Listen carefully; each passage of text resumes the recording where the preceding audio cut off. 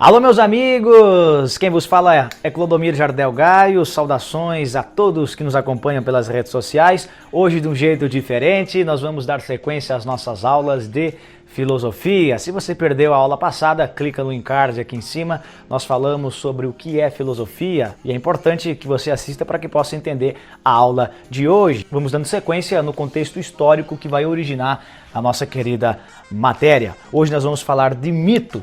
Uma criação humana, um processo interessantíssimo que vai buscar explicar e dar razão à vida, sentido às questões e fenômenos da natureza. Antes de mais nada, se inscreve no nosso canal, ativa as notificações, me siga nas redes sociais, compartilhe as nossas publicações. Se você está gostando, repasse para os seus amigos, comente. Na descrição tem o link do artigo que fundamenta a aula de hoje e também nesse artigo estará lá no meu site questões para que você possa responder e também entender melhor o conteúdo. Olha só, como conversamos na aula passada, o ser humano é curioso por natureza, quer entender e explicar o mundo que o cerca, questões do nosso dia a dia, fenômenos da natureza. A partir do momento em que ele desenvolve a razão, a compreensão daquilo que acontece ao seu redor, ele vai buscar tentar dar sentido à vida. E é nisso que surge o mito. Inúmeras civilizações criaram o mito para buscar representar e dar sentido às indagações e inquietações que acometem a nossa vida. Portanto, sejam os gregos, sejam os chineses, os hebreus, todos eles vão criar histórias, músicas, poemas que vão buscar significar a vida humana.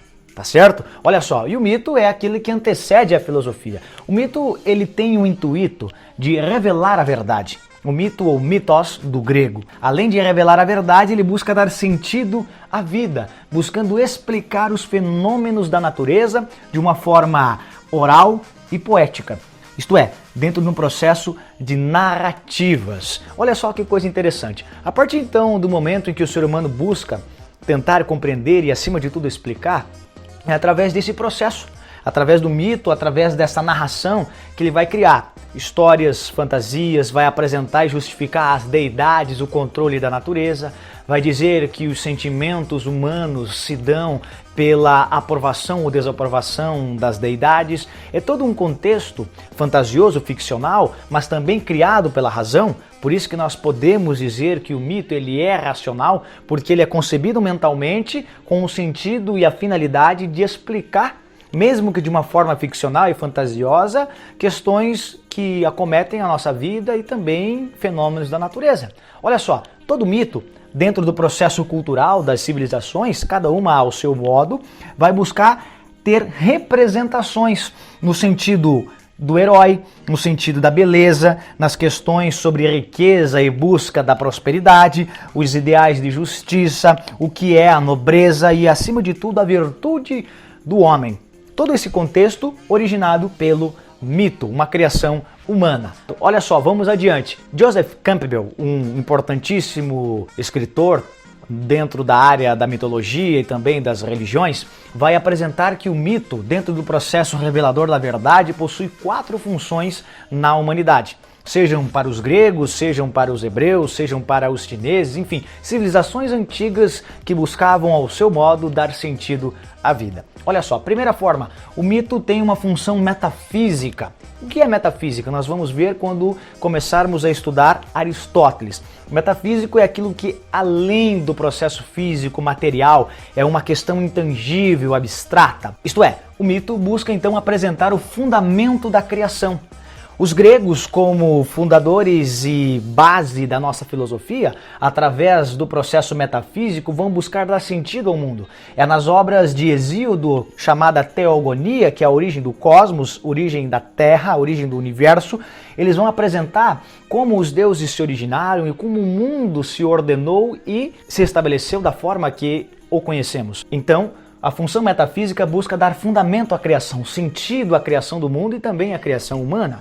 Segundo ponto, cosmologia, busca explicar a estrutura do universo. Hoje a física, a química nos explica questões das relações de temperatura, chuva, mudança das estações, rotação e translação, questões como a lei da gravidade. Isso a física, a química, a ciência nos explica. Mas na antiguidade não havia química, não havia nem a filosofia. Lá nos primórdios da humanidade era um mito que buscava revelar essa verdade através da sua função cosmológica, buscando explicar a estrutura do universo, as leis que regem o mundo que compreendemos, ok? Olha só, a terceira função é a sociológica. Hoje nós temos a ética, a moral, os bons costumes, temos todo um ordenamento jurídico que limita as ações humanas. Na antiguidade, o mito tinha a função sociológica de criar uma ordem na sociedade, de apresentar leis, códigos morais e também éticos. Olha só, Hesíodo, quando escreve Trabalho e os Dias, para os gregos e as civilizações que eram vizinhas, apresentava conselhos orientando questões morais, dizendo, poxa, como é bom que as pessoas busquem o seu próprio sustento, como é importante viver de uma forma justa. Apresentava também as punições para os injustos, a importância de ser nobre, a relevância de ter uma vida virtuosa. Tudo isso através de criações e de epopeias, isto é, histórias épicas, guerras, tragédias como as de Sófocles, quando apresenta Édipo Rei, tudo isso para dar sentido à vida humana. São criações, ficções que buscam representar conceitos, representar ideias para que o homem pudesse se situar no mundo que o cercava. O quarto ponto, o mito tinha uma função pedagógica, isto é, no processo educacional e cultural, buscando exemplificar através do ideal do herói na criança a coragem, o ímpeto para buscar, para vencer, na ideia da moral, na ideia da virtude, na ideia da justiça. Quando, por exemplo, Homero apresenta a Ilíada, cuja história representa os últimos anos da Guerra de Troia, apresenta Aquiles como um herói, como um impetuoso, como um homem corajoso que resolve abandonar a ideia do destino e ser autor da sua própria história. Vemos também na Odisseia o regresso de Ulisses para a sua querida esposa, apresentando o ideal de fidelidade. Então perceba que a questão pedagógica fundamenta a composição cultural do povo grego. Ok? Quando a gente fala de mito dentro do contexto filosófico, abordamos a Grécia Antiga. Então os gregos vão ter como fundamento dois grandes poetas, Hesíodo e Homero, os quais com as suas obras, primeiramente de uma forma narrativa e depois será compilada por outros historiadores, creditando a eles essas obras, fazem com que as pessoas, com que os gregos naquele tempo dessem sentido à vida, pudessem compreender o fundamento da criação do mundo ao seu modo, criando essas histórias e poemas e até mesmo explicando o universo através do sentido cosmológico, apresentavam uma ética, uma lei, um ordenamento para que as pessoas pudessem se organizar socialmente, criam um processo educacional através do herói, através do exemplo de grandes personalidades históricas da Ilíada, da Odisseia, da Teogonia, quando apresenta a origem do mundo e dos deuses, de Zeus, de Poseidon, apresenta Hércules nos seus 12 trabalhos, dando assim sentido para a vida dos gregos. O fundamento do mito é justamente esse contexto, revelar a verdade das inquietações da vida humana.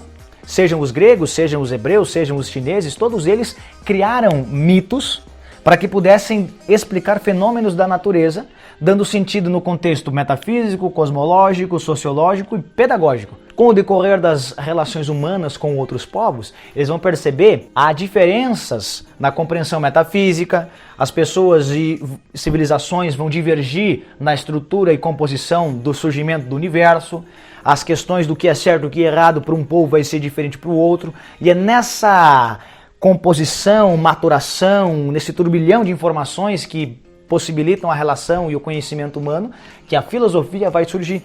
Porque o mito vai chegar um momento em que não consegue mais suprir essa necessidade de revelação da verdade.